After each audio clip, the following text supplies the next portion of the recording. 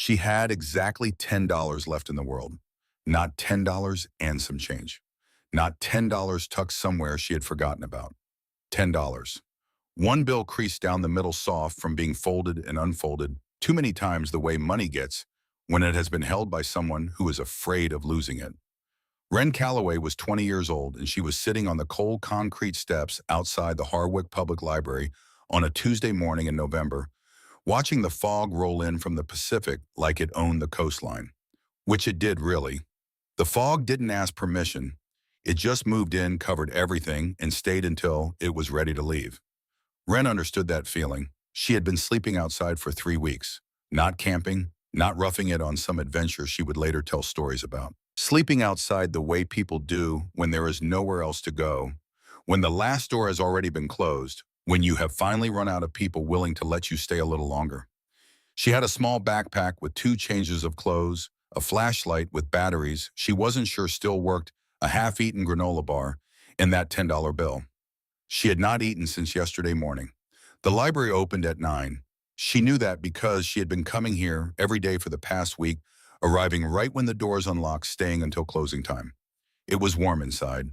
There were chairs. Nobody asked you questions as long as you looked like you were doing something reasonable, so Wren always sat at one of the computers near the window and kept her eyes on the screen, scrolling slowly, reading things she didn't need to read just to look like a person with purpose. On this particular Tuesday, she almost didn't go inside at all. There is a specific kind of exhaustion that has nothing to do with sleep. It sits in your chest, not your eyes. It makes the world look flat, like all the color has been drained out of it overnight and nobody bothered to replace it. Wren had been feeling that kind of tired for a while now, longer than 3 weeks if she was honest. The 3 weeks outside were just the most recent chapter of a story that had started much earlier, back when the last remaining piece of family, she had decided she was done with the responsibility of caring about her. She was 17 then. She had spent the years between 17 and 20 learning how to make herself small, how to survive on the edges of other people's lives, crashing on couches, taking jobs that paid cash, moving from one temporary situation to the next, and telling herself that temporary was just a stage before something better. But temporary has a way of becoming permanent if you're not careful. She picked up her backpack, climbed the steps, and went inside. The library smelled like old paper and heat radiating from ancient vents. There was a woman at the front desk who always wore the same green cardigan and never acknowledged Wren directly, but also never told her to leave, which Wren had come to consider a form of kindness. She walked to the computer station near the window, sat down, logged in as a guest, and stared at the screen. She wasn't looking for anything specific. She never was anymore. Searching for jobs required an address. Searching for housing required money she didn't have. Searching for resources led to phone numbers with hold times and office hours and requirements she couldn't meet. She had gone down all of those roads enough times to know where they ended. She typed something into the search bar without thinking. Property listings. Northern California coast. Low cost. She didn't know why. Maybe it was the fog outside. Maybe it was some stubborn, irrational corner of her brain that still believed in the possibility of something solid, something that couldn't be taken away by another person's change of heart. The results were what she expected. Rentals starting at $1,400 a month, land listings in the tens of thousands. She scrolled without really seeing the numbers blurring into meaningless shapes on the screen.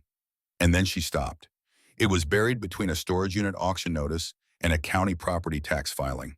A listing so plain and unformatted that it looked like something generated by mistake, a leftover from a database that nobody had maintained in years.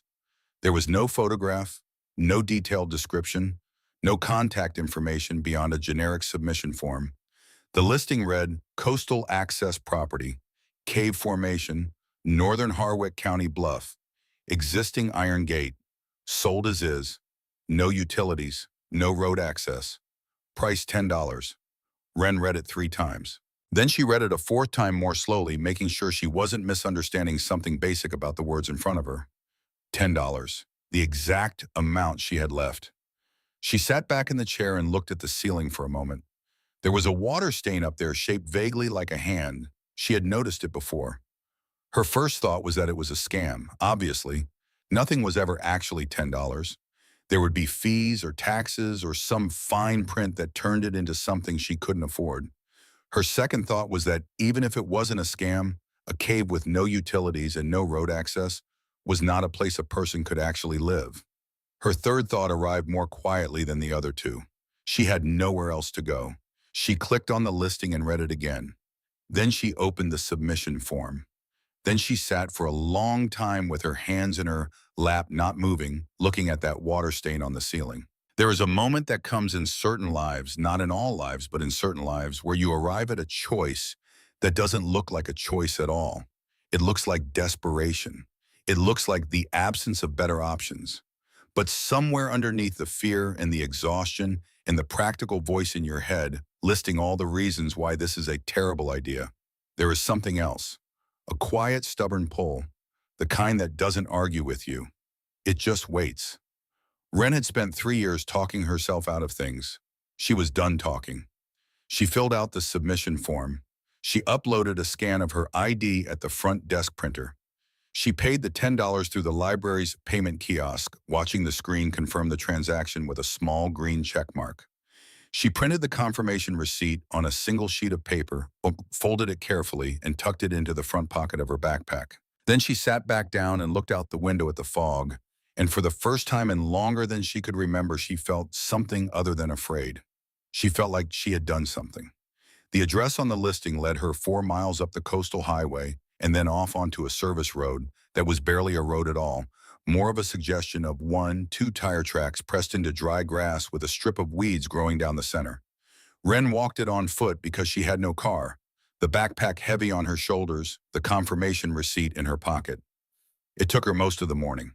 The sky had cleared slightly by the time she reached the bluff, the fog pulling back from the cliffside to reveal a view that under other circumstances she might have called beautiful. The Pacific stretched out gray-green to the horizon, enormous and indifferent. Below the bluff edge, waves pushed against dark rocks with a sound like the world clearing its throat. The wind was sharp and smelled of salt and something older than salt, something mineral and deep. She stood at the edge of the cliff road and looked down the slope to where the coast bent slightly inward, forming a natural alcove in the rock face. That was where she saw it. The gate. It was larger than she had imagined, taller. The iron was thick and dark with oxidation set into the rock face on both sides as though it had grown there, which maybe it had, in a sense, been placed and then forgotten until the rust in the vines and the salt air merged it with the cliff and made it part of the landscape. A chain was looped through the center bars, secured with a padlock that had seen so much weather it had turned a mottled orange black. The path leading down to it had been carved into the face of the bluff at some point in the past wide enough for a person, but not much more, with rough stone steps that had crumbled at the edges over the years. The vegetation on either side had grown thick and aggressive thorn branches reaching across the path like they were trying to close it off permanently. Ren stood at the top of those steps and looked at all of this for a long moment. Most people would have turned around. She started down. The thorns caught at her jacket. She pushed through them without stopping, feeling them drag across the fabric and once across the back of her hand, leaving a thin red line that stung in the cold air. She held onto the rock wall with her left hand and kept moving step by careful step until the path leveled out and she was standing in front of the gate. This close, it was even more massive. The bars were as thick as her wrist. The chain was heavy iron, the kind that didn't bend. The padlock was the oldest thing she had ever seen on a functioning lock, if it was still functioning at all. She set her backpack down and crouched beside it, pulling out the small crowbar she had found 2 days ago at an abandoned construction staging area, a half-mile from where she had been sleeping. She hadn't known why she picked it up at the time. She knew now. She wedged the flat end of the crowbar through the loop of the chain, found a purchase point against the gate bar, and pulled. Nothing. The metal didn't groan. It didn't shift. It just sat there, decades of rust and neglect fused into something that felt less like a lock and more like a permanent decision made by the cliff itself. She repositioned, pulled again harder this time, throwing her body weight into it, her arms burning from the effort, her feet sliding on the stone. Still nothing. She stopped, caught her breath. The wind pushed at her from behind like it was trying to send her back up the steps. She looked at the padlock more carefully at the specific point where the chain looped through it, at the angle of the shackle and the way rust had deposited unevenly on one side. She repositioned the crowbar once more. This time she didn't pull straight up. She leveraged sideways, twisting, applying pressure to the point where the rust had built up the most on the shackle's weaker side. She pulled. The sound when it gave was sharp and final, a crack that bounced off the rock face and came back to her as an echo, and then the chain slid loose and fell against the gate with a ringing clang, and the gate itself swung inward on hinges that screamed from the movement. Beyond it was darkness, not the ordinary darkness of a room with the lights off. Something thicker, older. A darkness that had been sealed inside for so long it had become its own kind of substance, pressing gently outward now through the gap in the gate like it was curious about the outside world. Cold air came with it, not the sharp cold of the November wind, something quieter, deeper, the cold of a place that had never been warmed by the sun. Wren stood at the threshold with her crowbar in her hand and her heart beating hard against her ribs. She reached into her backpack for the flashlight, clicked it twice before it came on the beam, weak but present, cutting a yellow column into the darkness beyond the gate. She stepped inside. The sound of the ocean disappeared almost immediately. Not all the way, not completely, but it receded to a low background murmur, the way a conversation sounds from the next room. What replaced it was a silence that felt almost physical, the silence of enclosed stone, of still air, of a place that had not moved in a very long time. The flashlight beam swept across the walls and ceiling. Limestone gray-white with vertical veins of darker mineral running through it like the cliff had its own circulatory system. The floor was uneven but solid, rising and dipping in gradual waves. The cave widened as it went deeper, opening from the narrow entry passage into a space large enough to stand in, fully large enough to move around in without touching the walls. Higher than she expected, much higher. The ceiling curved upward into shadow beyond where her flashlight reached. Water dripped somewhere ahead of her, a soft, patient sound, drop by drop, like something counting. She moved the light slowly across the floor. Driftwood, some of it ancient-looking, bleached white by time. Tangles of dried seaweed. Small stones and shell fragments carried in by old tides that had since receded. The debris of decades, maybe longer. But underneath all of it, underneath the layers of what time had deposited the floor, was solid. The walls were solid. The ceiling held. This was a real structure, a real space. It was not comfortable and it was not safe in any conventional sense, but it was shelter. Real physical shelter with walls and a ceiling and no wind. Wren exhaled slowly. She set her backpack down near the entrance wall and began to clear a small section of floor, picking up driftwood and moving it to one side, sweeping debris toward the walls with the side of her boot. The work was slow and her body ached from the walk and from days of not eating enough, but she kept moving, kept clearing, kept making the space a little more like something she could claim. She was so focused on the work that she almost missed it. She had moved toward the gate to drag a larger piece of driftwood out of the way, and that was when the flashlight beam caught it. At the base of the gate, in the narrow strip of soft sediment that had accumulated where the iron met the stone floor. A footprint, not hers. She had only just arrived. She crouched down and looked at it carefully. Boot tread, adult-sized. The edges were still crisp, not blurred by time or moisture. The sediment in the center of the print had not yet dried out fully, which meant it retained a slight dampness. This print was not old. She swept the flashlight beam slowly across the area just inside the gate, looking for more. She found two additional partial impressions, less defined, but present. Someone had stood here recently inside the gate in the narrow entry space of the cave. Someone who had a way to open the gate and close it behind them, or who had been here before the chain was locked. But the chain had been locked. She had just broken it open herself. She stood up slowly, the driftwood forgotten, and turned to look back through the gate at the path outside. Empty. Just the wind in the thorn bushes and the distant sound of the ocean. She turned and looked deeper into the cave. It was dark in every direction. Her flashlight didn't point. For a long time, she stood completely still. A rational person might have left, might have gone back up the path and reconsidered the whole thing from a safer distance. But Wren had been doing the rational thing for 3 years.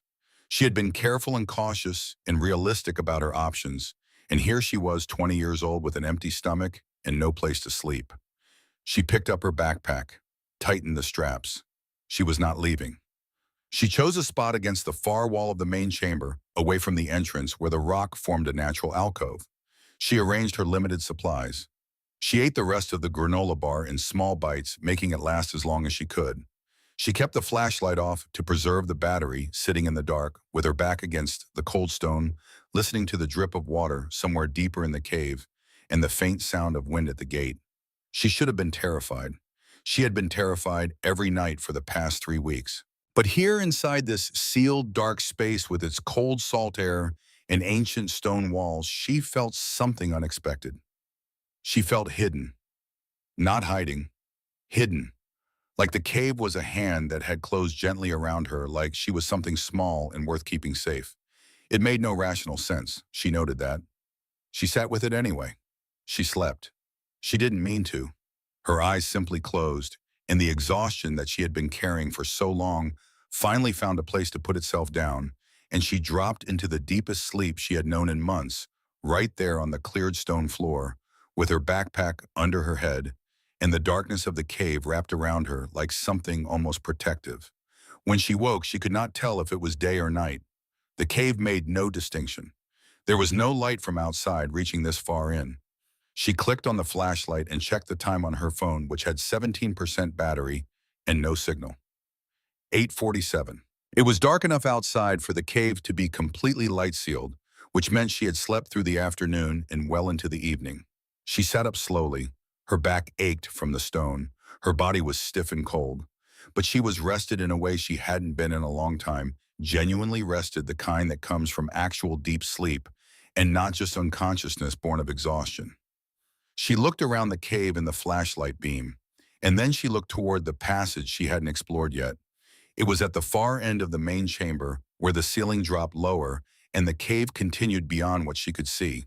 She had noticed it when she first arrived, but had not gone toward it. Now in the quiet of the evening, with her heart rate steady and her mind clearer than it had been in days, she found herself looking at it differently. Just a look, she told herself. Just to see how far it goes. She crossed the chamber and ducked through the lower section of the passage. The ceiling rose again almost immediately, and the passage widened into another chamber, smaller than the first, but no less solid. The water dripping sound was louder here. The air was colder, denser, the kind of cold that suggested depth, that suggested the rock above her was very thick. She moved the flashlight slowly across the floor, and then her thought found the edge. She had 3/4 of a second of pure cold terror, the sensation of her weight shifting forward over nothing, her stomach dropping out from under her before her back foot caught, and she threw herself backward, landing hard on both hands and one knee, the flashlight skittering sideways across the stone. She lay there for a moment, breathing. Then she retrieved the flashlight and crawled carefully back to the edge, lying flat on the stone and shining the beam down into the space below. It was a natural drop, not straight down, but steeply angled, the kind of ledge formation that happened when sections of limestone shifted and settled over geological time. The lower chamber was perhaps 8 or 9 feet below, accessible via a rough scramble down the angled rock face. Manageable, carefully. But it wasn't the depth that stopped her breath. It was what was down there, stacked against the far wall of the lower chamber, arranged with the kind of deliberate order that nature never produces on its own, were crates. Wooden crates, large ones. A dozen of them visible from where she lay, maybe more in the shadows beyond her flashlight's reach. They were stacked 2 and 3 high, positioned in rows, their surfaces dark with age but intact, the wood solid-looking, the corners reinforced with metal brackets that had tarnished but not corroded through. They had not been there for a week or a year. They had been there for a very long time. And they were perfectly, impossibly, completely undisturbed. Wren pressed her forehead against the cold stone and closed her eyes for a moment. Then she sat up, found the safest line down the angled face of the ledge, tested the first handhold, and began to climb. It took her longer than it should have. Her hands were shaking. She was aware of that, aware of the trembling that had nothing to do with the cold and everything to do with the fact that her entire nervous system was registering something it didn't have a category for yet. She made herself move slowly. She made herself check each grip before committing to it. When her feet finally touched the floor of the lower chamber, the silence was of a different quality than the upper cave. More complete, more absolute. like this space had been sealed off from the world for so long that even sound moved differently inside it. She raised the flashlight and turned it on the crates. Up close, they were even more extraordinary than they had appeared from above. The wood was old, genuinely old, the grain tight and dense in the way timber gets when it has been properly seasoned and sealed. The metal brackets at the corners showed oxidation but not failure. The construction was careful and precise, the joints fitted with craftsmanship that spoke of a time when things were built to last 100 years rather than 10. Some of them had markings on the sides. She moved the flashlight closer to the nearest crate, trying to make out the text. Stenciled letters, faded but present, a series of numbers that she couldn't immediately interpret, and below the numbers, two letters and a short name, SS Meridian. She stood in front of that crate for a long time. Then she found the gap at the lid's edge, worked the flat of the crowbar under it, and began to push. The wood resisted. The seal had tightened with age and moisture, and the settling of time, a seal not unlike the one on the cave gate itself, a thing that had been closed for so long, it had forgotten how to be open. She pushed harder. The creak that followed was the sound of something ancient deciding to yield. Not suddenly, not all at once, but slowly, reluctantly, with a sound like the cave itself was exhaling after holding its breath for a century. The lid came up. She held the flashlight over the open crate and looked inside. Brass. The first thing she registered was the color, the deep, warm gold of aged brass, solid and unmistakable. And then the shapes resolved themselves. A compass. A sextant, its mirrors still intact. Navigation charts sealed in an oilskin casing that had kept them dry and flat. Instruments she recognized from half-forgotten pictures in history books. Each one nested in a custom-fitted compartment, wrapped in material that had yellowed, but held, placed with the kind of care that people reserve for things they know are irreplaceable. She reached in and lifted the compass. It was heavy. Heavier than she expected, the weight of solid brass and careful engineering, the weight of something made to last beyond its owner. She tilted it slightly in her hand, watching the needle. It moved. Smooth and steady, the way a well-made compass moves, with none of the sticking or wobbling that time usually inflicts on delicate mechanisms. After all these years, wherever it had been, whatever had happened to the ship, it came from this compass, still worked. She turned it over in her hands, looking at the base, the casing, the engraved details along the rim. And there, in small, precise letters on the inside of the brass casing, she found two things: a serial number and a name. Not her name, not a random name. SS Meridian, Harwick Sound, 1906. She opened two more crates over the next hour. Both held variations of the same contents. More navigational instruments, more charts. A set of precision tools she didn't recognize, but which looked like they belonged in a maritime captain's cabin. Everything in a state of preservation that made no practical sense, as though the cave itself had decided to hold time still or whatever was inside it. She found the markings in the third crate, numbers again and the serial sequences, but also something else scratched into the wood of the crate's interior wall, rather than stenciled on the outside. Not official, personal. She couldn't fully make it out in the flashlight beam. But what she could read was enough to tell her that this cargo had not ended up here by accident, and that whoever placed it here had known exactly what they were doing. She sat on the floor of the lower chamber with the compass in her hand and the open crates around her, and the silence of the cave pressing in from every direction. She was a 20-year-old girl who had spent her last $10 on something no one else wanted, and she was sitting surrounded by objects that had been sealed away from the world for longer than she had been alive. She did not fully understand what she had found. Not yet, but she understood enough to know that it was real, and that it was old, and that she needed to talk to someone who could tell her how important it was. She spent the rest of that night above in the main chamber, not sleeping, the compass warm in her hands from the heat of her holding it. She thought about the footprint at the gate. She thought about the crates that had been placed with such care in the sealed lower chamber. She thought about the way the listing had sat there on the library screen with no photograph, no description, no contact information. Price $10. She thought about that for a long time. When gray light finally appeared at the cave entrance, she wrapped the compass in the smallest of the sextant pieces carefully in a shirt from her backpack, tucked them against her body for warmth, and began the long walk back toward town. Harwich was a coastal town that had been slowly declining for 30 years. The canneries had closed. The fishing industry had contracted. What remained was a modest grid of streets with more empty storefronts than occupied ones, a diner, a hardware store, a library she already knew well, and along the harbor's commercial strip, a narrow shop with a hand-painted sign above the door that read, Faris Maritime Antiques, Escalating, 1981. The bell above the door rang when she pushed it open. The smell hit her first. Old wood and metal polish, and the particular dusty sweetness of objects that had been kept for a long time. The shop was narrow but deep, its walls lined with shelves that held an extraordinary density of things. Barometers, sextants, many of them in various states of completeness, compasses of every size, ship's logs and navigational charts behind glass frames, brass fittings, bells, so many bells, navigational lamps with colored glass, models of ships she didn't know the names of. At the back of the shop, seated at a work table with a loop raised to his eye and some small disassembled mechanism laid out on a cloth before him, was a man. He was older, mid-60s maybe, with the kind of face that had been thoroughly weathered by coastal living into something angular and precise. White hair close cropped, hands that were large and certain the hands of someone who had spent decades working with small, exact things and had learned to make the scale of their hands irrelevant. He wore a gray wool vest over a flannel shirt, and he did not look up when she entered. She stood at the front of the shop for a moment, not sure how to begin. "You need something appraised," he said without moving the loop from his eye. It was not a question. "I think so," she said. He set the loop down then and turned on his stool to look at her.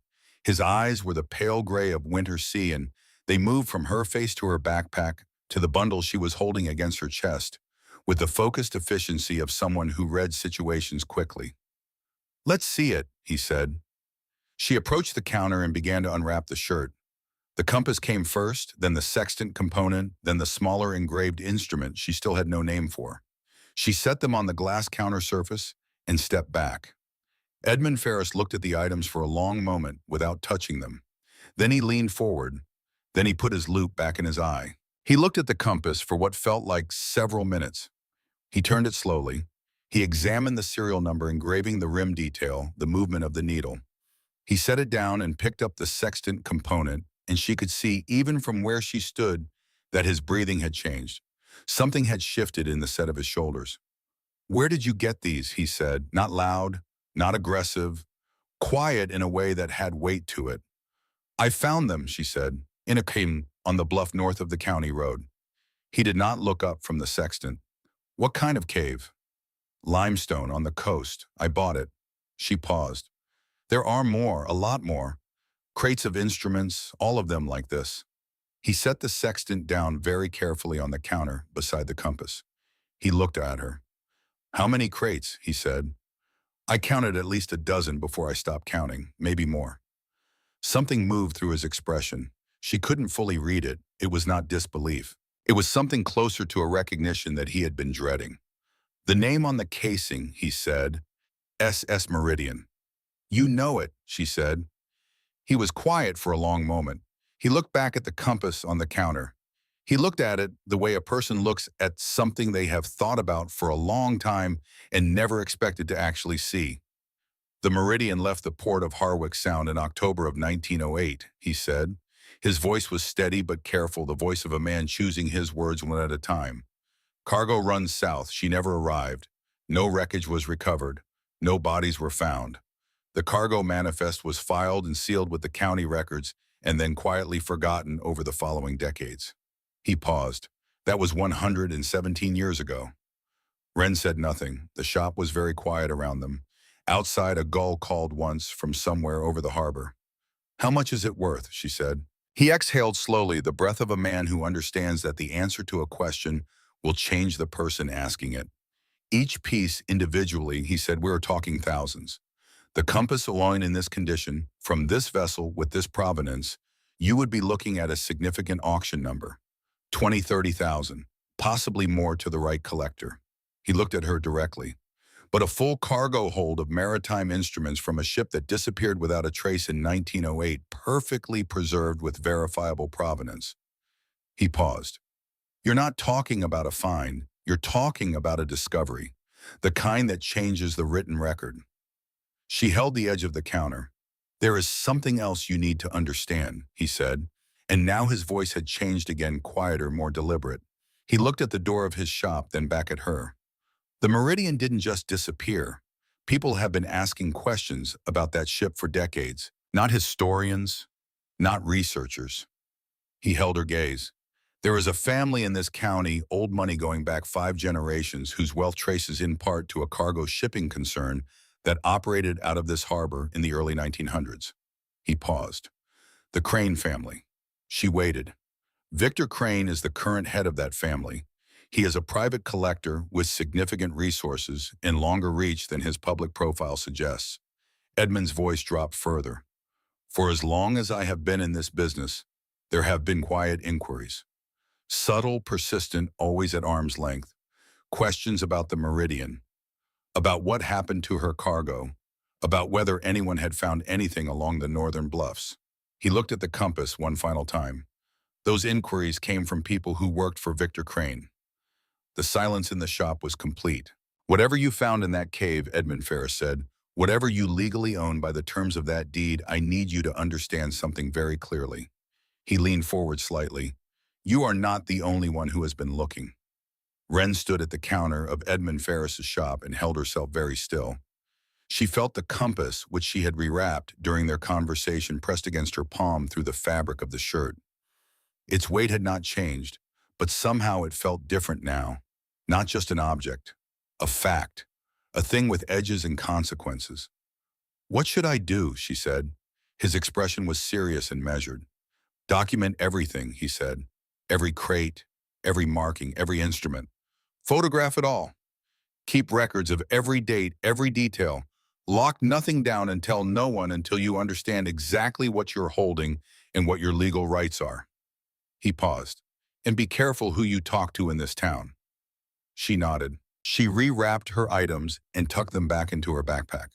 She thanked him with a single short sentence, and he accepted it with a slight forward movement of his head, not quite a nod, but something close to one. She pushed the bell door open and stepped back out into the November morning. The harbor was gray and still. A few fishing boats were visible out on the water, moving slowly, their outlines blurred by the marine layer that still clung to the surface. The town spread out behind her, ordinary and quiet, the same streets she had been walking for weeks as a person nobody noticed.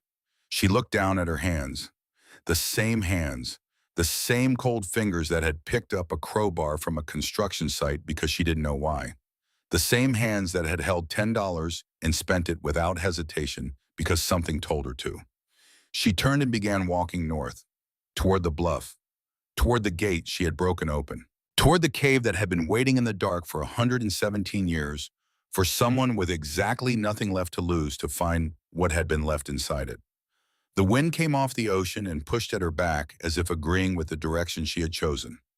She walked faster. She did not know yet about Victor Crane's black SUV, which had passed through Horrick 3 days ago and would return again soon. She did not know about the listing that had been placed and withdrawn and placed again over the years by people who understood that the right bait in the right place at the right time sometimes produced unexpected results. She did not know about the 30-year-old connection between Edmund Ferris and the Crane family's research operations, a connection Edmund had chosen not to mention on this first meeting, a detail he was still deciding what to do with. She did not know any of that yet. What she knew was simpler. She had a cave. She had a compass. She had documentation to start and crates to open and a story she didn't yet fully understand. And for the first time in 3 years, she had a reason to wake up in the morning that was bigger than just surviving until the next one. The bluff came into view ahead of her, the cliff edge pale against the gray sky, the ocean below it constant and enormous and old. She descended the path without hesitating, pushed through the thorn bushes that reached for her and stepped through the broken gate and back into the dark. The compass was in her hand. The needle held steady, pointing forward, unwavering. She moved deeper into the cave.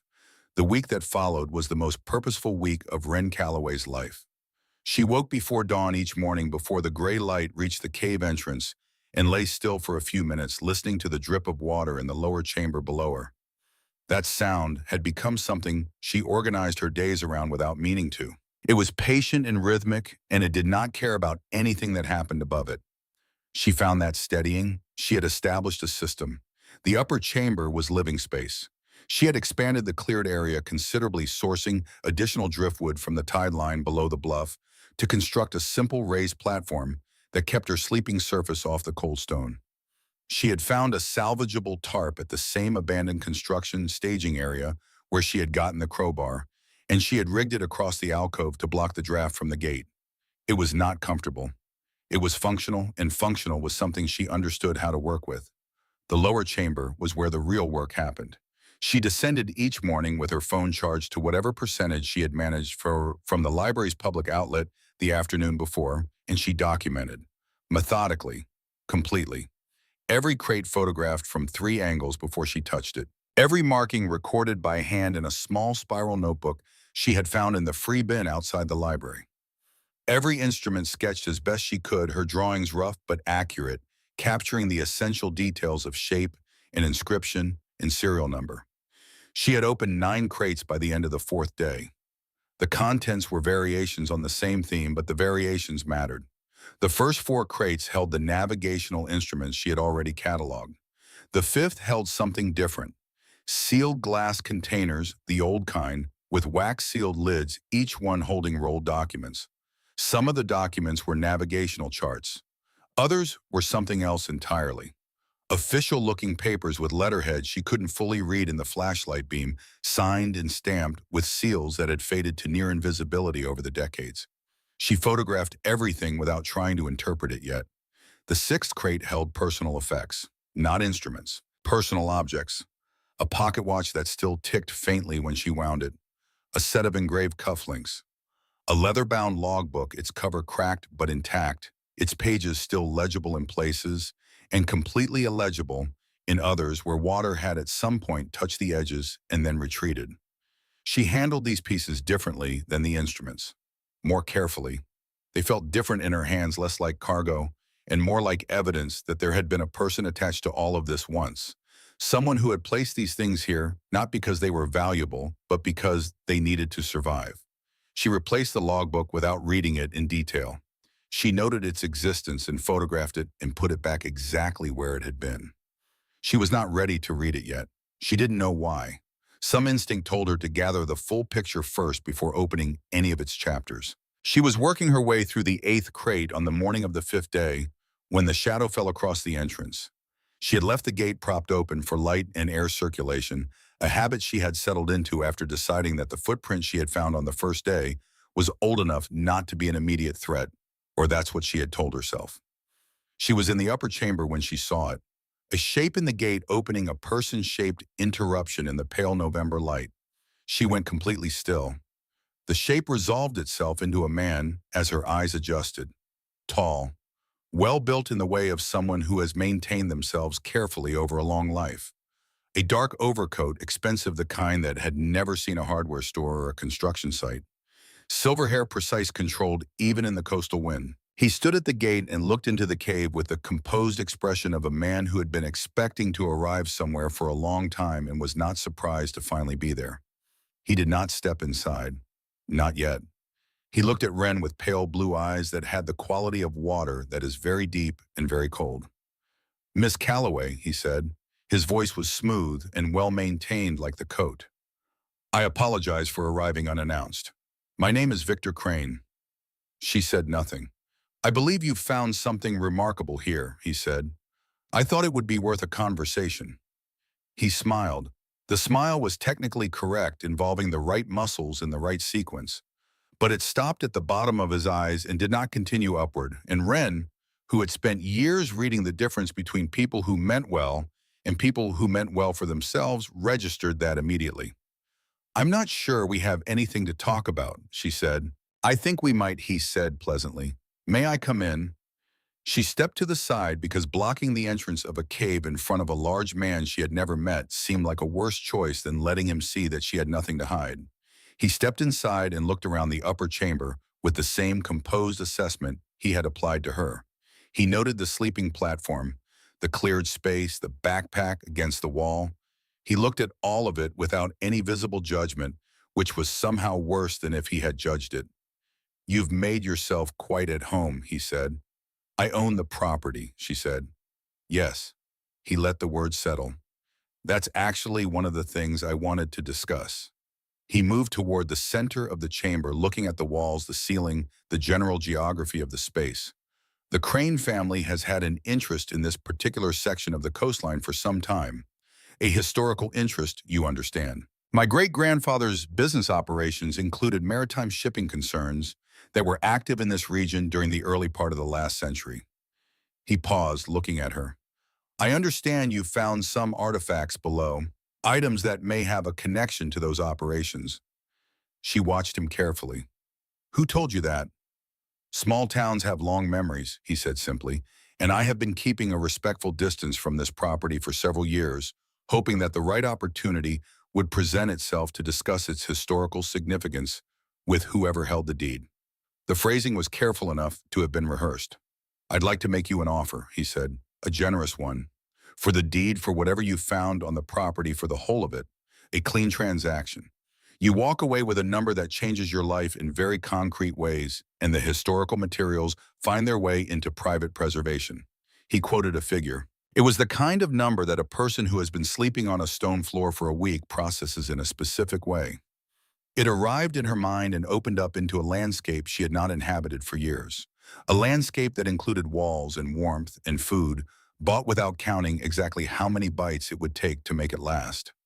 She felt the pull of it with her whole body, the gravity of it, the way comfort exerts force on a person who has been without it long enough. She was quiet for several seconds. "I'll think about it," she said. Something moved in his expression, too fast to catch fully but present. A slight recalibration, the adjustment of a man who had expected a different answer and was revising his approach. "Of course," he said, "take whatever time you need." He handed her a business card, heavy cream stock, with black embossed lettering, the kind of card that cost more than her granola bar. He smiled the technically correct smile again and walked back to the gate. At the threshold, he paused. "I would just note," he said still pleasantly, still with that smooth, careful voice, "that property rights in historical discovery cases can be complex. The deed covers the land, but items of historical and cultural significance sometimes fall under different regulatory frameworks. I would hate for you to find yourself in a difficult position simply because you weren't aware of the relevant statutes." He stepped through the gate. "Think about the offer, Miss Calloway." The November wind took him around the corner of the cliff face and he was gone. She stood in the cave entrance and looked at his business card. Victor Crane. Below it, a phone number and a single line, historical acquisitions and private collections. She turned the card over, blank on the back. She looked out at the empty path and at the thorn bushes and at the gray sky above the cliff edge, and she thought about the footprints she had found on the first day. Still crisp at the edges, barely dry. The next morning, Sheriff Burrow Morrow came to visit. She knew who he was because she had seen him twice in Harwick during her weeks of wandering, a broad-shouldered man with a face that was all horizontal lines, flat brow, flat mouth, flat, effect the kind of face that communicated authority without warmth. He wore his uniform with the ease of someone who had been wearing one long enough that it felt like skin.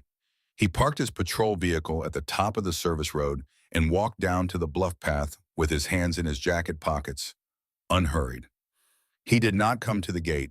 He stood at the top of the steps leading down to it and called her name. She came up to meet him because the alternative was letting him come down, and she preferred the conversation to happen in open air where she could see the full geography of the situation. "Morning," he said. He had the local accent, the flat vowels of a man who had grown up in this county and planned to die in it. "Heard you've been living out here." "That's right," she said. "Bought the property.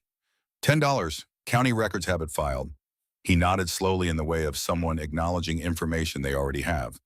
"Deeds on file, sure, but there's an inspection process for coastal properties.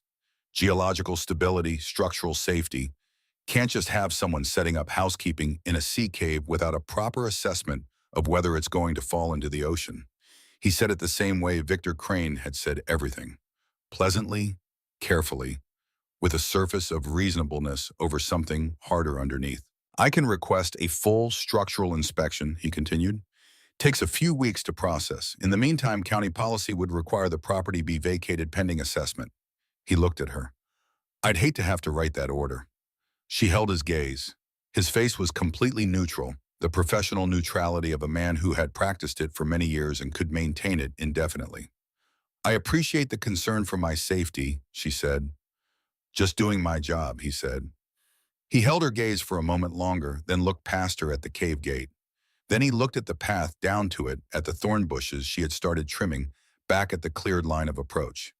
Be a shame, he said, as if thinking aloud, if the property turned out to be legally complicated. Old listings sometimes have title issues, prior claims, things that weren't resolved properly when the county transferred it. He left the sentence there like an object placed on a table for her to examine. Then he nodded once, said, "Have a good day," in the tone of someone who is indifferent to whether she does or not, and walked back up to his vehicle. She watched him go. Then she went back into the cave and sat in the lower chamber with the open crates around her and thought about the 2 visits she had received in less than 24 hours. The sequence of them, the timing, the way both conversations had followed the same basic structure, the acknowledgement of what she had, the suggestion of uncertainty about her rights to it, the implication of a better path available to her if she made the right choice. She thought about that for a long time. Then she packed up her documentation materials, put on her jacket, and walked the 4 miles back to Harwick.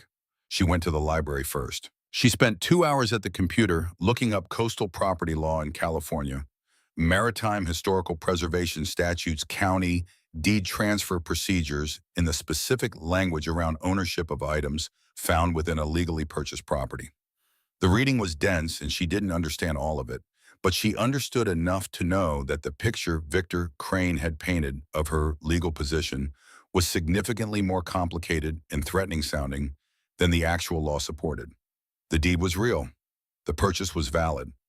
Items discovered within a legally owned property did not automatically become historical artifacts subject to federal or state seizure without a formal process that included notification, assessment, and the right of the owner to contest. There were exceptions for certain categories of material, Native American cultural items, specifically protected historical classes, objects of national significance. Maritime instruments from a commercial vessel that had never been officially listed as a cultural landmark were not automatically in any of those categories. She was not a lawyer. She knew that. But she knew the difference between something that was legally complicated and something that had been made to sound legally complicated by someone who wanted her to feel like her position was weaker than it was. She wrote down everything she found, every statute, every relevant section number. She added it to the notebook with the crate documentation. Then she thought about Kara Nix. She had seen the name on a masthead in the library's archive section during one of her early visits, a small coastal paper called the Harwick Sound Ledger Circulation, modest enough that the masthead listed only 3 names and Kara Nix's was one of them. Staff reporter. She had a byline on a piece about a historic cannery building and another about coastal erosion. The writing was direct and the reporting was specific. The kind of journalism that came from someone who actually talked to people rather than assembling press releases. She found the Ledger's office on a side street 2 blocks from the harbor. It was a single room above a tax preparation service, accessed by an exterior staircase. She knocked and was told to come in. Kara Nix was younger than Wren had expected. Mid-20s maybe, with short dark hair and the kind of alert stillness that certain people have, the quality of attention that makes you feel like they are fully present with whatever is in front of them. She was sitting behind a desk covered in papers and a laptop whose screen was bright with an unfinished document. She looked at Wren without any of the assessing neutrality that Victor Crane and Sheriff Morrow had shown. She just looked openly and directly. "I have a story," Wren said, "and I need to think through who to tell it to." Kara Nix pushed a chair toward her with one foot and said, "Sit down." They talked for 2 hours. Wren was careful. She did not give Kara the full inventory of what she had found. She did not mention the specific location of the lower chamber or the exact quantity of crates. But she laid out the essential shape of it: the purchase, the discovery, Victor Crane's visit, Sheriff Morrow's visit, the sequence and the pattern she had identified in it. Kara listened without interrupting, which was a quality Wren had not encountered many times in her life, and which she found she trusted immediately. When Wren finished, Kara was quiet for a moment. Then she said, Victor Crane has owned property in this county going back 3 generations. His grandfather was on the County Planning Commission in the 1970s. His father had significant financial relationships with several local officials through the 80s and 90s. She paused. Burl Morrow's department has received uncommonly favorable budget treatment from the county board for the past 6 years. She said it without drama. I've been looking for a story about the Crane family's influence on local institutions for about 18 months, she said. I haven't had a thread I could pull without it disappearing on me. She looked at Wren steadily. This sounds like a thread. Wren looked back at her. I'm not ready to publish anything, she said. Not yet. I need to understand more of what I have before it becomes public. If it becomes public too soon, before I have everything documented and everything legally secured, I lose control of it. Kara nodded once. I can work with that. Background only until you say otherwise. Wren stood to go. One more thing, Kara said. Be careful with Edmund Ferris. Wren stopped. He's a good person, Kara said carefully. I think, but he's not a simple one. He's been in this town for 40 years, and he has history with everyone in it, including the Cranes. Wren held that. What kind of history, she said. That, said Kara, is something I've been trying to figure out for a while. She walked back toward the cave in the late afternoon light, the last of the day pressing itself flat against the ocean to the west, the sky going the color of old copper. She was moving fast, her mind organized around the shape of what she now understood and the edges of what she didn't. Victor Crane had found her within 5 days of her moving into the cave. He knew her name. He had called her Miss Calloway at the gate like it was a formality. He was observing, not information he was surprised to have. He had made an offer that was large enough to be genuinely compelling and framed as a kindness, as a solution to a problem she had. The problem being the uncertainty he had implied existed around her legal position. Sheriff Morrow had arrived the following morning to make that uncertainty feel more official. The sequence was clean. Pressure from above, pressure from authority, both in the same 24-hour window. It was designed to move a person quickly before they had time to think or research or talk to anyone who knew differently. She thought about the listing again. No photograph, no description, price $10. The kind of listing that only the most desperate person would click on and only that person would follow through with because no one else would take the risk seriously. She thought about the word Edmund had used. Quiet inquiries, persistent, always at arm's length. She thought about what Kara had said. When she reached the cave, she went directly to the lower chamber and descended. She moved along the row of crates to the ones she had not yet opened. There were 4 remaining. She had been saving them, working through them systematically, one each day, not allowing herself to rush. But tonight, the careful system felt like something that could be interrupted, and she was no longer comfortable leaving things unopened in a space she wasn't entirely sure was as secure as it had been. She opened the first of the 4 remaining crates. More instruments. Consistent with what she had already documented. She cataloged them quickly and moved to the next. This one held something different. Another set of sealed glass containers, but these were smaller than the ones in the 5th crate, and inside them were not documents but personal effects. Letters folded small, written in a dense hand that she could see from the outside of the glass, was careful and deliberate. She did not open the containers. She photographed them and noted the writing visible through the glass. The 3rd crate held cargo manifests, official documents, multiple copies detailing the contents and declared value of items loaded onto the SS Meridian in October of 1908. The formatting was of the period. The quantities listed were precise. In the lower section of each manifest beneath the itemized cargo was a section listing the cargo's origin and the party responsible for its declaration. The declared shipper was listed as Crane Maritime Holdings, Harwick Sound. She photographed every page. She sat back on her heels with the manifest spread before her and thought about what that meant. Not about what she could prove with it, about what it told her about the shape of the whole story. Crane Maritime Holdings had loaded this cargo onto the Meridian in 1908. The Meridian had disappeared. The cargo had ended up here, hidden and sealed in a sea cave for 117 years. Victor Crane, 117 years later, was offering her a substantial sum of money to hand it all back. The thing that was sealed in this cave was not just historically valuable, it was a record. The manifests alone were a precise accounting of what Crane Maritime Holdings had declared, and depending on what else was documented in those glass containers, possibly an accounting of what they had not declared. She held that thought carefully, the way you hold something fragile. Then she looked at the last crate, the one at the end of the row slightly apart from the others, its position suggesting it had been placed last after the rest were already arranged. It was the only one that had any additional reinforcement, an extra band of metal around its middle, that had been added after the original construction applied with what looked like deliberate care. She had been aware of that crate since the first night. She had saved it for the same instinctive reason she had saved the captain's logbook in the sixth crate. Something about the deliberateness of its placement and its extra reinforcement told her it was different in kind from the others, not just different in degree. She left it untouched for now. She climbed back up to the main chamber and sat near the gate in the last of the gray light, looking out at the cliff path and the thorns and the deepening dark beyond. Edmund Ferris came to see her the following evening. He appeared at the gate at dusk without calling ahead, which was the same thing Victor Crane had done, except that Edmund did not wear an expensive overcoat and did not stand in the entrance with composed authority. He stood outside the gate with his hands in the pockets of his wool vest and looked at Wren with an expression that she read as the expression of a man who has been debating a decision for some time and has finally made it. "May I come in?" he said.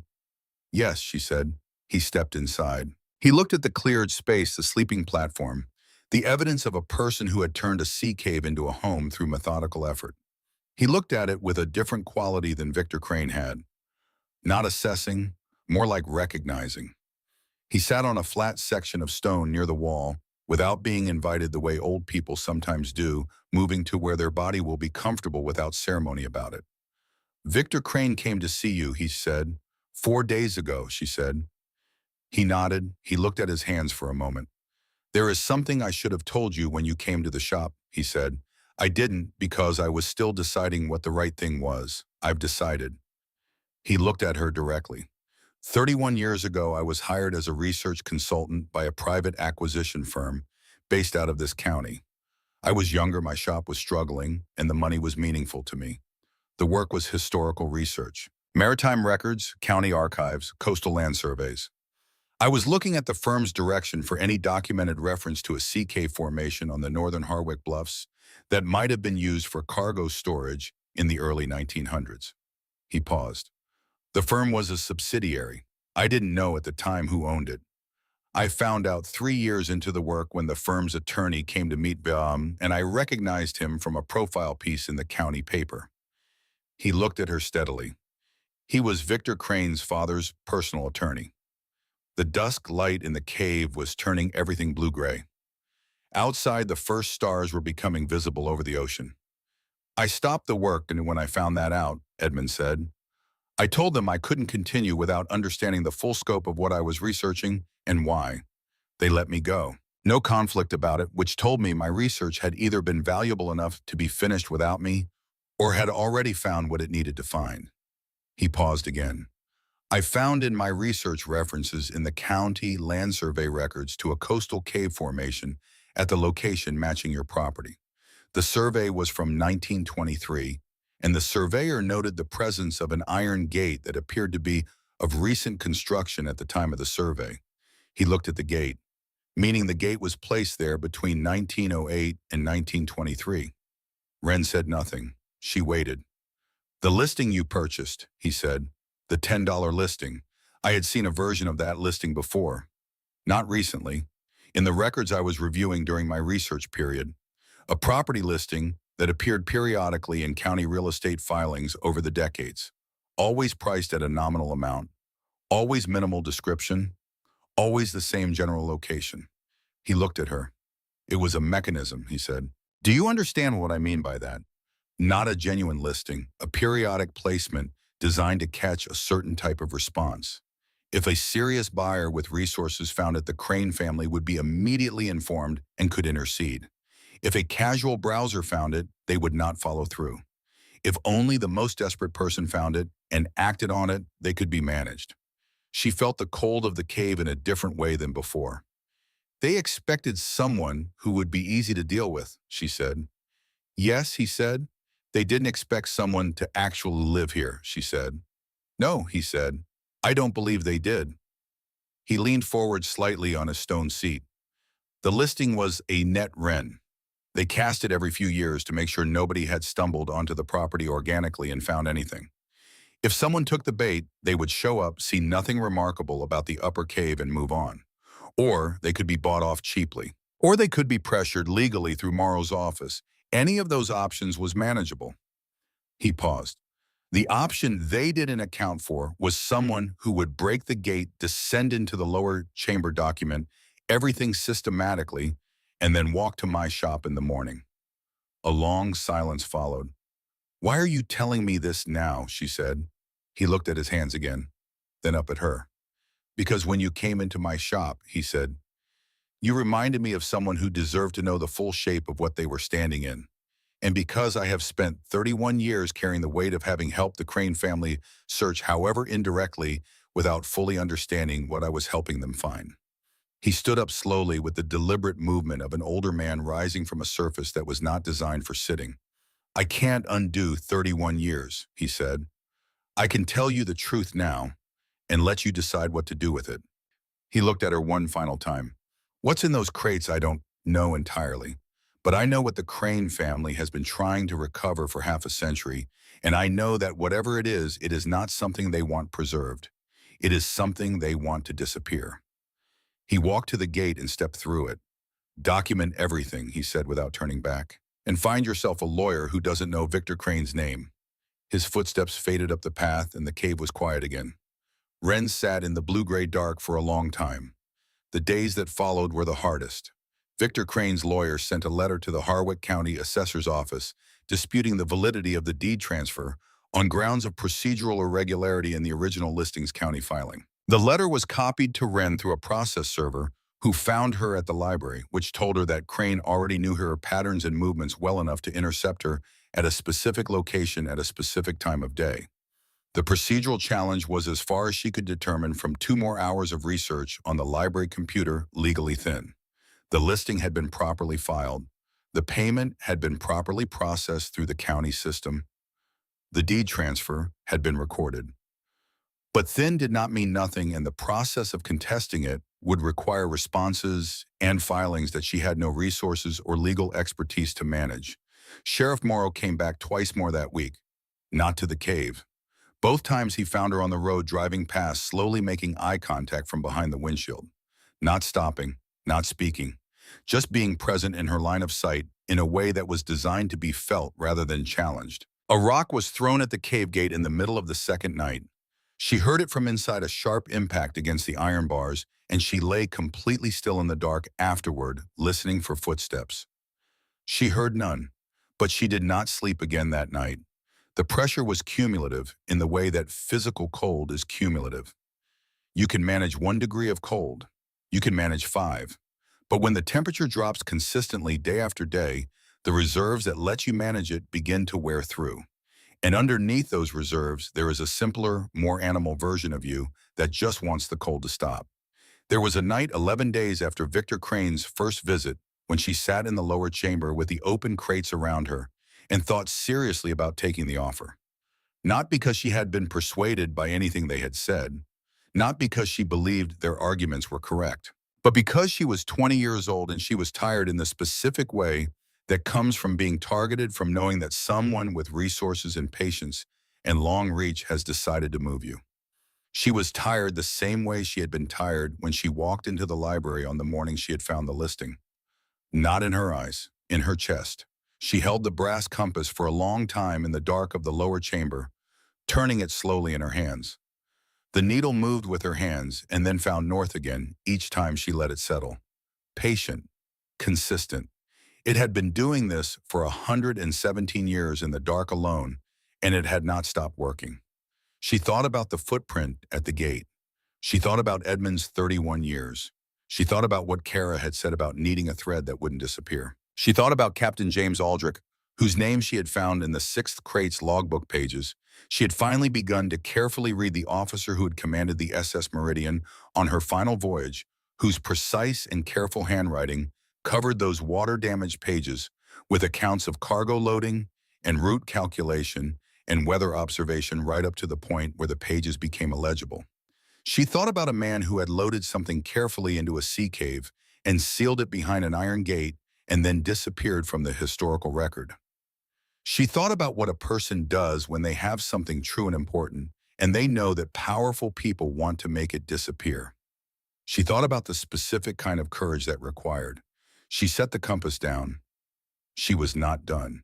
She climbed to the upper chamber and retrieved her notebook and phone. She went back down. She moved to the last crate, the one with the extra metal band around its middle, the one she had been saving. She worked the crowbar under the lid with steady hands. The wood resisted the same way the others had, old and sealed and reluctant. She applied steady pressure, and the creak came, the long, slow groan of a seal breaking that had been set for longer than she had been alive. The lid came up. She held the flashlight over the opening. Inside, packed with the same careful precision as everything else she had found in this cave, was a flat leather case, dark brown, water-spotted but intact with brass corner fittings that had turned the familiar deep tarnish of old metal. A leather strap closure, its buckle still functional after all this time. Below the leather case, wrapped in multiple layers of oilskin, was a book, bound in dark cover material that might once have been black, thicker than the logbook from the sixth crate. Not a navigation log, a personal journal. She lifted it carefully, both hands feeling the weight of it and the fragility of it simultaneously. She turned it over. On the inside of the cover, in handwriting that was the same handwriting she had been reading in fragments from the logbook pages, was a name. James Aldrich, Master SS Meridian, 1908. And below that, in smaller letters written with more pressure, as if the person writing had wanted these words to cut through to whatever lay beneath the paper, for whoever finds this. The truth is inside. The cave was completely silent. The dripping water was the only sound. Patient and rhythmic, the same sound she woke to every morning, measuring out time in small, steady increments as it had been doing for a century. She held the journal in both hands and looked at those words. She did not open it yet. She was not ready yet, not here, not in the dark, not with her hands still trembling from the work of prying open the last seal. She wrapped it back in its oilskin with the same care that had been used to wrap it originally. She placed it in her backpack alongside the manifest in her notebook. She lifted the leather case and placed it in the backpack and well unopened. She looked around the lower chamber one final time, at the open crates, at the instruments and documents and personal effects and cargo manifests, and the careful system of arrangement that spoke of a man who had known exactly what he was hiding and why. She thought about what Victor Crane wanted to disappear. She thought about what it takes to keep something true from disappearing.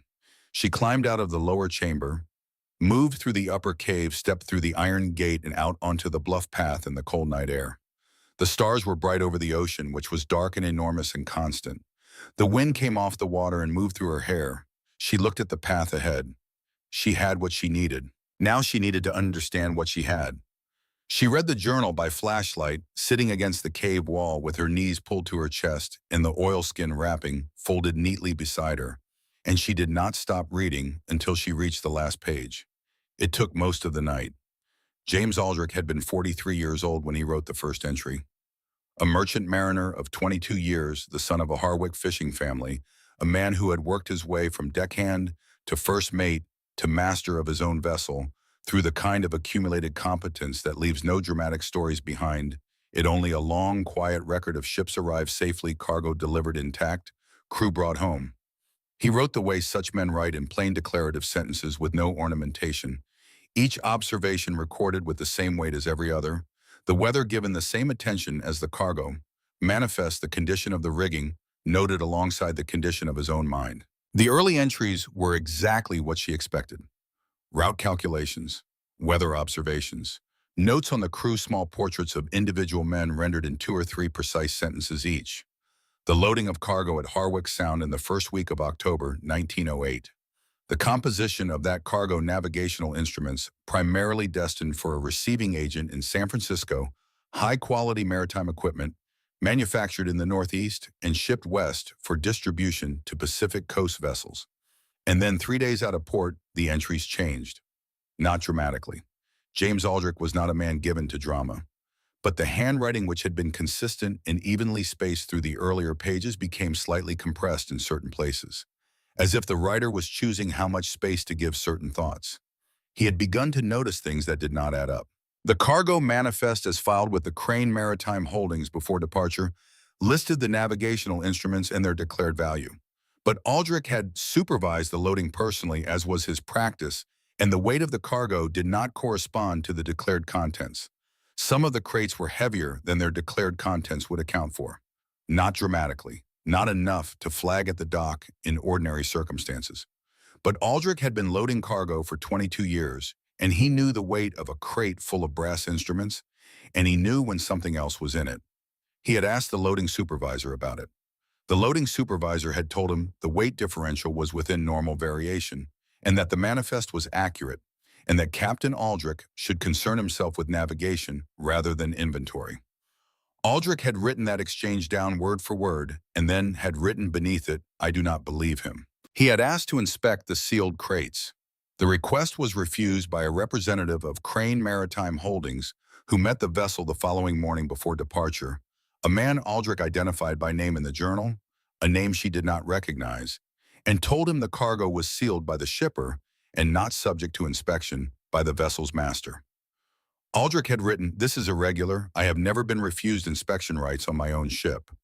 I will document everything I can and decide when we reach San Francisco what to do with what I know." They never reached San Francisco. 4 days out of Harwich in clear weather, with a following wind, a fire started in the cargo hold. Aldrich's account of the next several hours was the most detailed section of the journal. He had written it, she understood, in the immediate aftermath, while everything was still precise in his memory.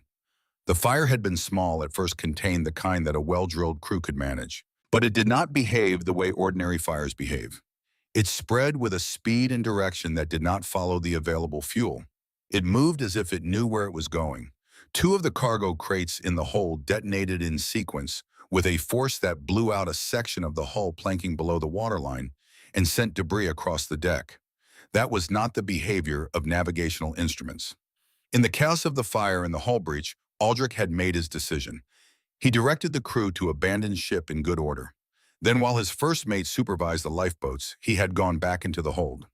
He had taken as many crates as he could move, the undamaged ones, the ones he had marked during loading as containing the instruments listed on the official manifest. He had transferred them to a second small boat, a working dinghy kept on board separate from the lifeboats. He had taken the cargo manifest from his cabin. He had taken his personal papers.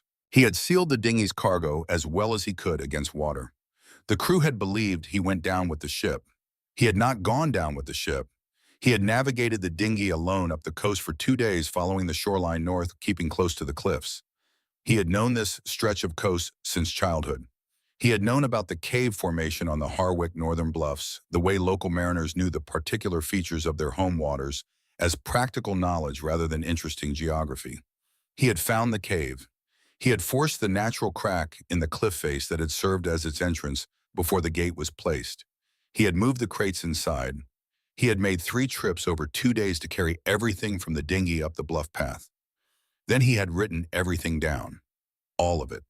The weight discrepancy, the refused inspection, the fire that moved like it had been planned, the detonation pattern. His conclusions about what the undeclared cargo in those heavy crates had actually been conclusions he was careful to label as inference rather than fact, but which he stated clearly and specifically.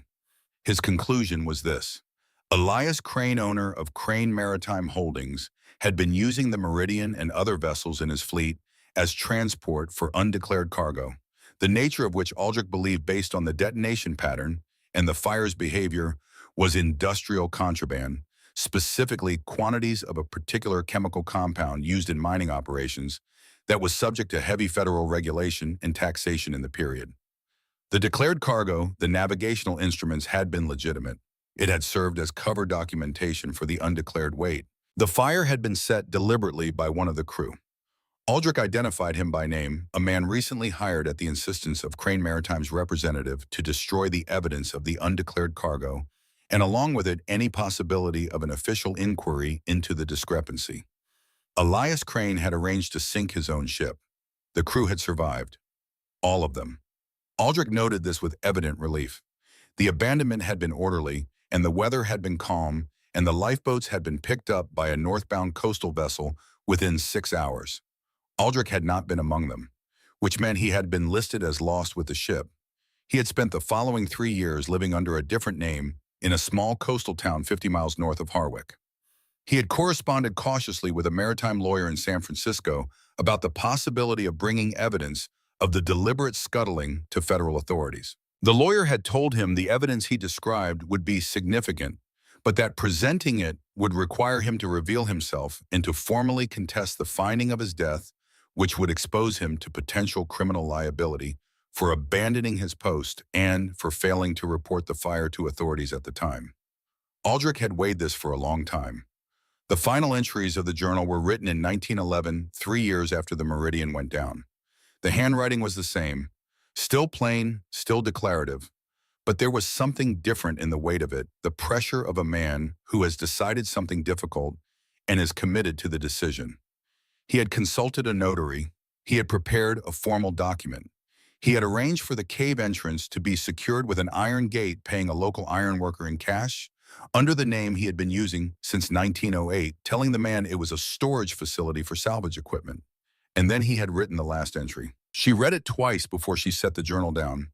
He wrote that he had placed everything inside the cave, all of the cargo manifests, all of the instruments that had served as cover for the undeclared weight, his personal effects, and his full account of what had happened. He wrote that he had prepared a legal document witnessed and notarized with the intention of it serving as both a testamentary statement and a property designation, assigning the contents of the cave to whoever found it, and claimed the property legally with the request that they make the documents public and return the instruments, which were genuinely valuable and genuinely the property of their intended recipients, to a maritime institution.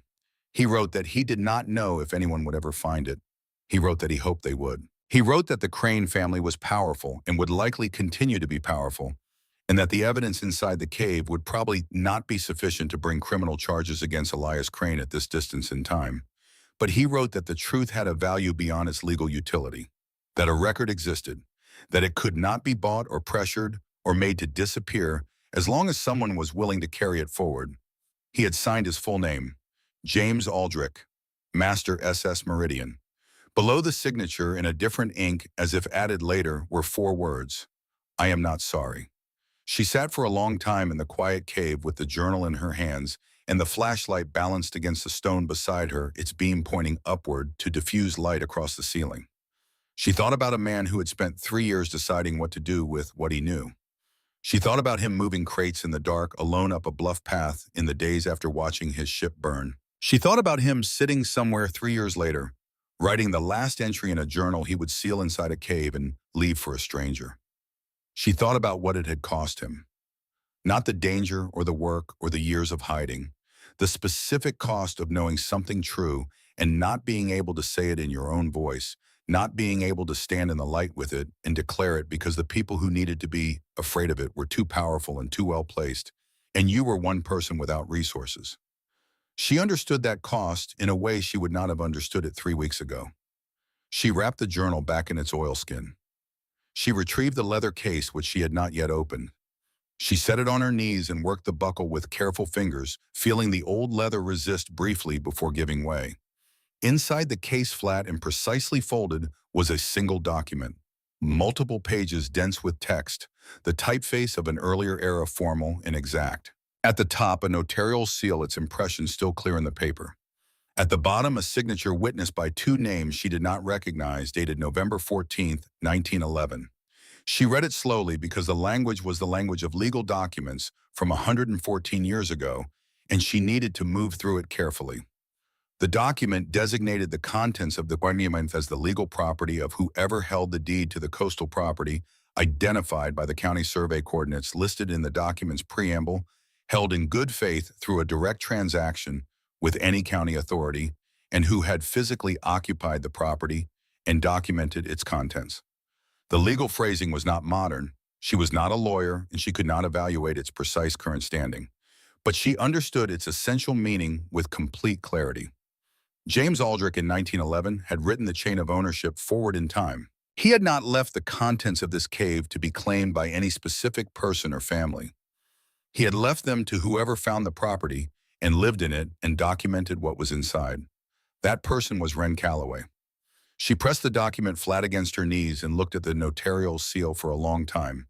Then she got up, put everything into her backpack with the utmost care, and walked out of the cave into the early morning dark.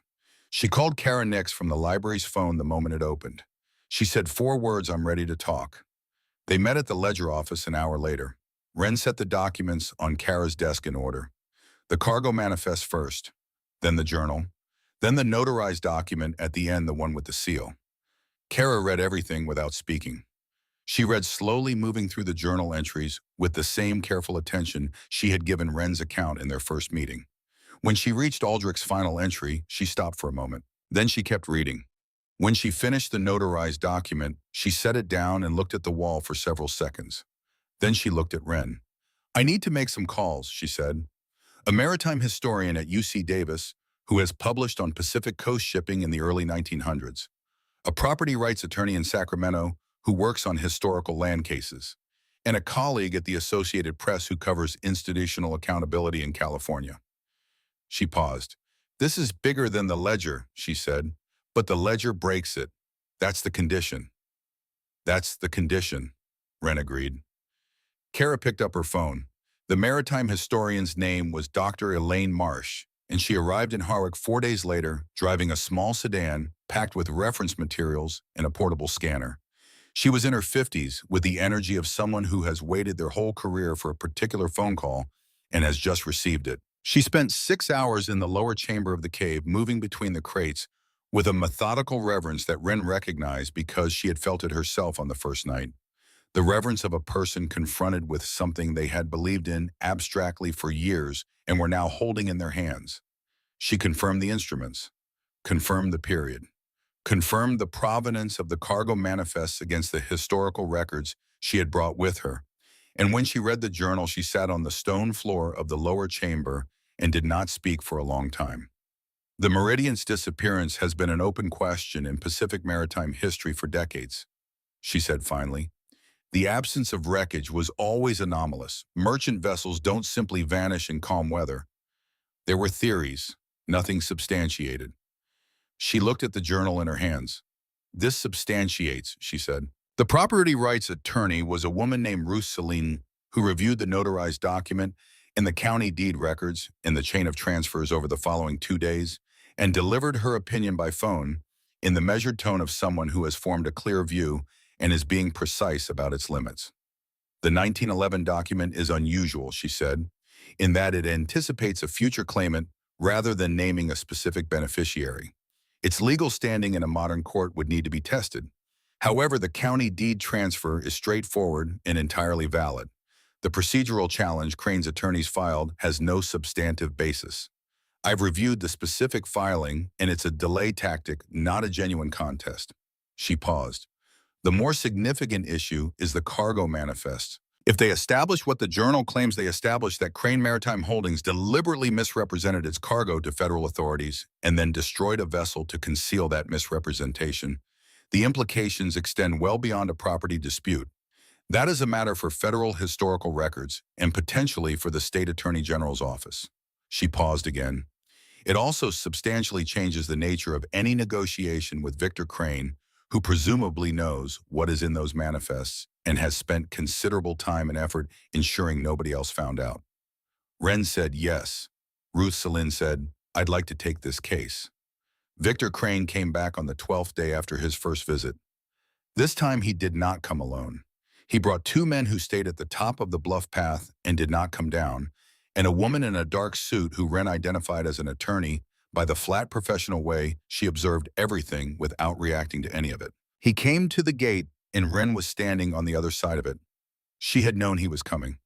Kara had told her that morning that the Ledger's piece was 24 hours from publication, and that the AP had agreed to run it simultaneously, and that Dr. Marsh's preliminary authentication had been formally submitted to the UC Davis Maritime History Department's records. "Miss Calloway," Victor Crane said. He was wearing the same dark overcoat. the same composed expression. But something had shifted in the quality of his composure, a tension that had not been there on the first visit, the tension of a man who has received information that has changed the parameters of a situation he believed he controlled. "Mr. Crane," she said, "I'd like to revise my offer," and he said, "significantly upward." He quoted a number that was substantially larger than the first one, large enough that it altered the quality of the air between them for a moment. She had expected this. She had thought about it seriously the night before sitting with the journal and the compass and the notarized document. She had thought about what it would mean in concrete terms, what it would solve, what 3 weeks on a stone floor in a lifetime of precarious circumstances had made her desperate for. She had thought about a man who had moved crates in the dark for 2 days because he believed that the truth had a value beyond its legal utility. "No," she said. The word was quiet and final, and it sat in the November air between them like a fact. Something moved in Victor Crane's eyes. Not anger, not exactly. Something colder. The recalibration of a man who is deciding whether to move to a different kind of pressure. "You should understand," he said carefully, "that there are aspects of your legal situation that have not yet been fully explored. The deed transfer, the circumstances of your occupancy, the question of your capacity to manage a discovery of this historical significance at your age and without professional representation." "I have professional representation," she said. "Her name is Ruth Celine. She's filed responses to all of your attorney's procedural challenges this morning." A pause.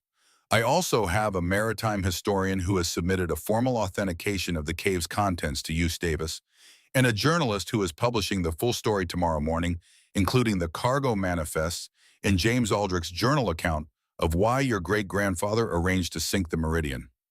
The silence that followed was the longest silence she had experienced in the cave, and she had experienced many. Victor Crane looked at her. His composure was still present technically, but it was the composure of a structure under load visibly bearing weight it had not been designed to carry.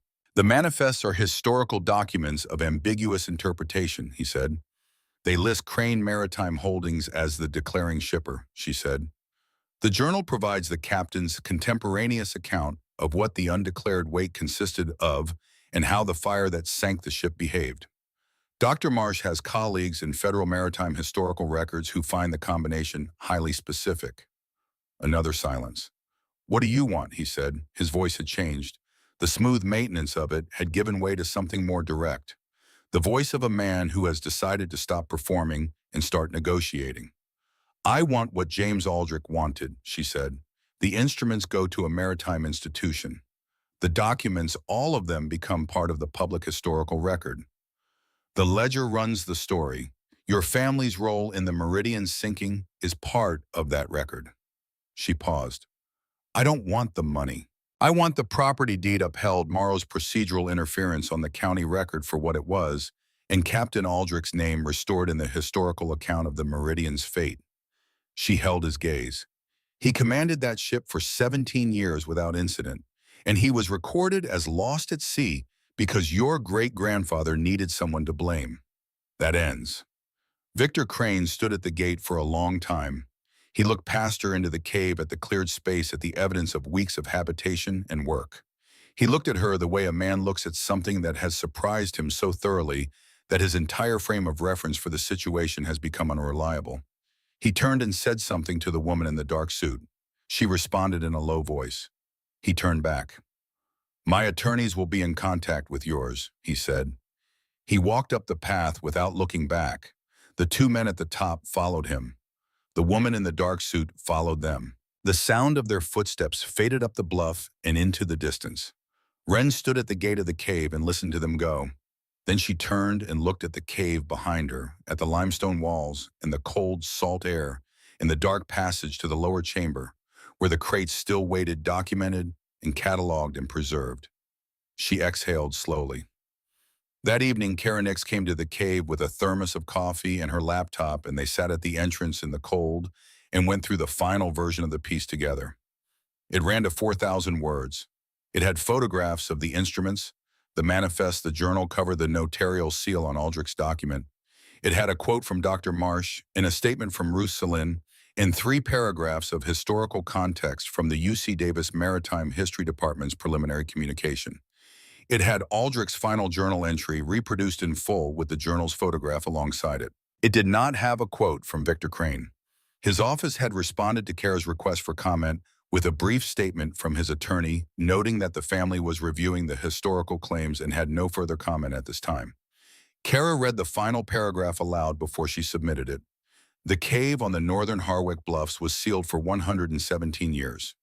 It was opened by a 20-year-old woman with $10 and nowhere else to go.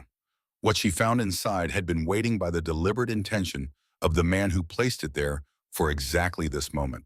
Not for a historian, not for an institution, for whoever was stubborn enough and desperate enough and willing enough to step through a broken gate in the dark and not turn around. Kara looked at Wren. "Last chance," she said. Wren picked up the coffee thermos. "Publish it," she said. The response was not immediate. It built over the following days the way things build when the story is real, and the documentation is solid, and there is no version of the facts that can be credibly reframed. The AP ran it the morning after the Ledger piece. A San Francisco outlet picked it up that afternoon. By the following week, it had been carried by 3 national publications and a maritime history journal that contacted Dr. Marsh directly for her formal assessment. The county assessor's office dismissed Crane's attorney's procedural challenge on the 7th day after publication, citing the completeness of the original transfer documentation and the absence of any substantive legal basis for the filing. The dismissal was 2 sentences long. Ruth Celine framed a copy of it and sent it to Wren. Sheriff Burl Morrow did not resign immediately. He held on for 3 weeks while the county board reviewed the nature of his documented interactions with Wren and their timing relative to Victor Crane's offer and the subsequent legal pressure. Then he submitted a letter of resignation citing personal reasons and left the county quietly. Wren heard about it from Kara the same way she heard about most developments by phone from the library, sitting in the same chair at the same computer station near the window where she had found the listing 6 weeks earlier. Victor Crane did not publicly acknowledge the historical findings. His attorney issued a formal statement noting that the family had no current legal claim to the property or its contents and would not be contesting the deed. It was Ruth Celine told Wren the most expensive way to say nothing she had seen in 20 years of practice. The state attorney general's office opened a historical inquiry into the 1908 cargo manifest discrepancies and the circumstances of the Meridian sinking, acknowledging in their opening statement that no criminal liability could attach to events of that period, but that the integrity of the historical maritime record was a matter of public interest.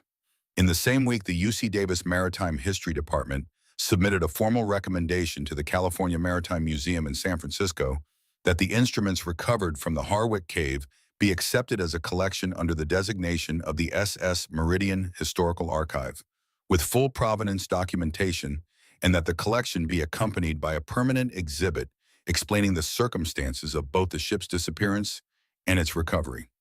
Dr. Marsh called Wren personally to tell her about the recommendation. "They want you involved in the exhibit design," she said. "Your documentation work is extraordinary for someone without formal training. They want to show the notebooks." Wren looked at the notebook in her hand, the spiral one from the library's free bin, its pages dense with sketches and serial numbers and observations written in the dark by flashlight. "I'll think about it," she said. "Think fast," said Dr. Marsh. "They're enthusiastic." Edmund Ferris came to the cave one more time. He came on a cold, clear morning 2 weeks after the story ran, walking down the bluff path with a paper bag from the Harwick diner and 2 cups of coffee balanced carefully in his large certain hands. He looked older than he had on his previous visit, or perhaps she was simply seeing him more clearly now that she understood more of what he carried. He handed her a coffee without ceremony and sat on the flat stone he had used before. "I've given a formal statement to the Attorney General's historical inquiry," he said, "about my role in the Crane family's research operations, the nature of the work I did, and what I found." She nodded. "I want you to know," he said, "that when I saw you walk into my shop with those instruments, I recognized immediately what they were, not just as objects. I recognized what their presence meant. I had spent 3 years looking for evidence of that cave and never found it. You found it because you had nowhere else to go." He paused. "There is a lesson in that somewhere," he said, "about the difference between searching for something because you want it and arriving somewhere because you need it." He looked at his coffee. I should have told you the full truth when you first came in. I know that. I told myself I was protecting you by giving you time to understand the situation before loading everything onto it. That was partly true and partly cowardice. You told me when it mattered, she said. He looked at her. He didn't argue with it, but he didn't dismiss it either. He held it the way an honest person holds partial absolution, with appreciation and without pretending it was complete. They drank their coffee in the cold morning air, looking out at the ocean. What are you going to do with the property? He said. She had been thinking about this for weeks. Since the night she had read Aldrich's last entry, since she had sat with the compass in the dark and decided she was not done. The instruments go to the museum in San Francisco, she said. The documents go to the historical record. That's what Aldrich asked for. She paused. But the cave is mine. The county deed says so, and Ruth Celine says so, and James Aldrich wrote it into a document 114 years ago. She looked at the cave entrance. I'm going to restore it properly, the lower chamber especially. Proper lighting, safe access, stable environment for what remains there, and I'm going to open it. Edmund looked at her. Open it to what? He said. To people who want to understand what happened here, she said. No as a tourist attraction, as a place. Somewhere you come to understand what it means for a person to make a decision in the dark that they know might not pay off for 100 years. She was quiet for a moment. Aldrich sealed this place because he was one person and they were a powerful family and the direct path was closed to him. But he sealed it with the belief that eventually someone would open it. That's what made it worth doing. Not the certainty of outcome, the belief that the truth would find its way. She held the coffee cup in both hands, warming them. That's worth a cave, she said. Edmund Ferris looked at the ocean for a while. Yes, he said, I think it is. The museum agreement was finalized on a Tuesday morning in February, 3 months after Wren had sat in the Harwick Library and spent her last $10 on something no one else wanted. The signing happened in Sacramento in Ruth Celine's office, which was a room full of books and maps and 2 windows overlooking a courtyard where a single tree was beginning to show the first tentative signs of winter releasing its hold. Ruth slid the agreement across the desk and Wren signed it. 3 copies. Her signature was the same on all 3. Wren Calloway. The name she had been given at birth, the one she had carried through everything unchanged. Dr. Marsh was there. She shook Wren's hand, and then departing slightly from the professional distance she had maintained throughout their collaboration, said simply, he would have been glad it was you. Wren didn't ask who she meant. She knew. On the drive back to Harwick, she asked Kara who had driven them down to stop at the rest area on the Coast Highway, where you could see the ocean from the parking lot. They stood against the car in the February cold and looked at the water, which was dark gray and enormous, and moved in long, slow swells that had originated somewhere far to the west. What does it feel like? Kara asked. Wren thought about it honestly. Like something that was always going to happen, she said. Not in a comfortable way, more like the way a bone heals. It takes the time it takes and it hurts the way it hurts, and then one day you press on it and the tenderness is gone. She paused. I don't feel like I won something. I feel like I finished something that someone else started and couldn't finish themselves. Kara was quiet for a moment. That's a good thing to be, she said. Yes, Wren agreed. It is.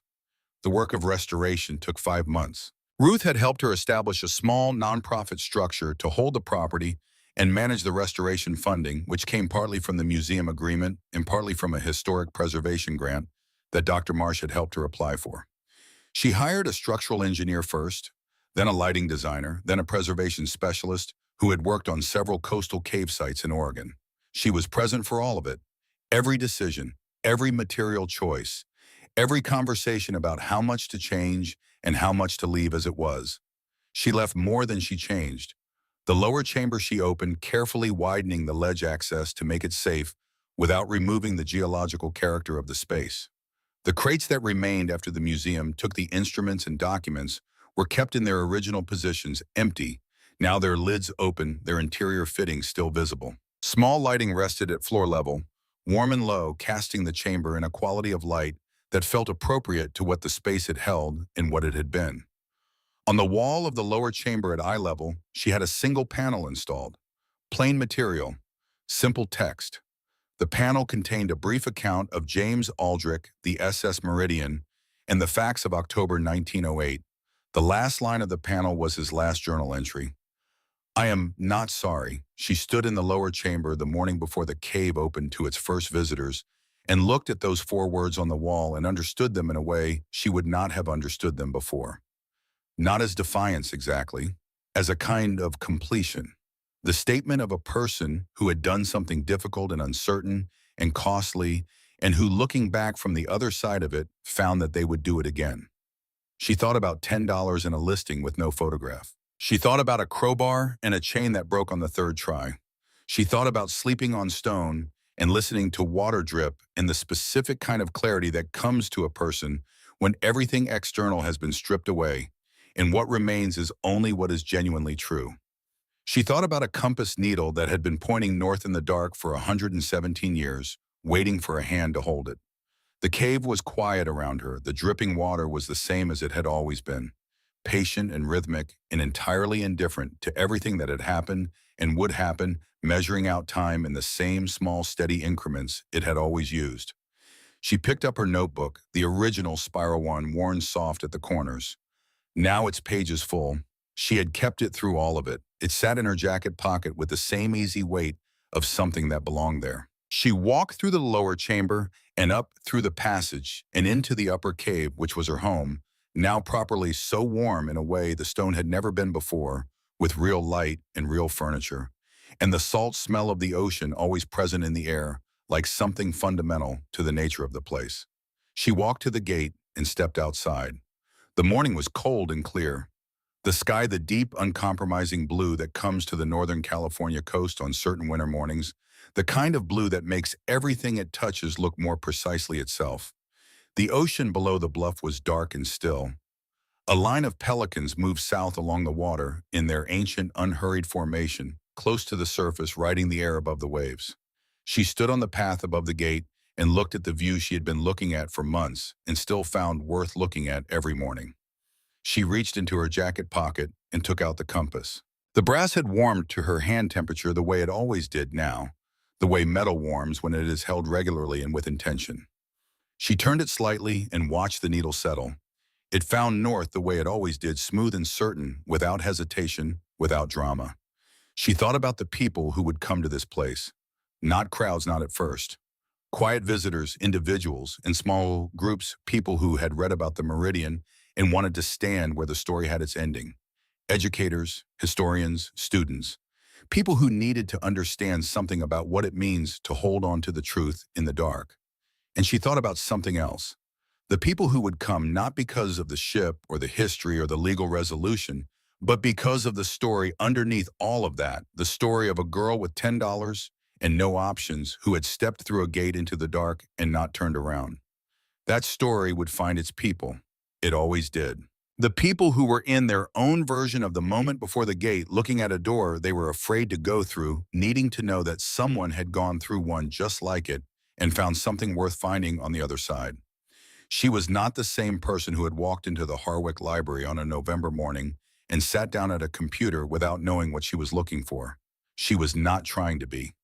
That person had done her job by surviving long enough to find a listing on a dusty screen, by being desperate enough to act on it, by being too tired to talk herself out of it. This person standing on the bluff with the compass in her hand and the cave behind her and the ocean stretched out to the horizon had a different job. She was just beginning to understand its dimensions. She looked down at the compass one final time. The needle held, steady and exact, pointing forward. She put it in her pocket. She turned toward the gate, toward the cave, toward the work that was waiting inside it, and she walked in.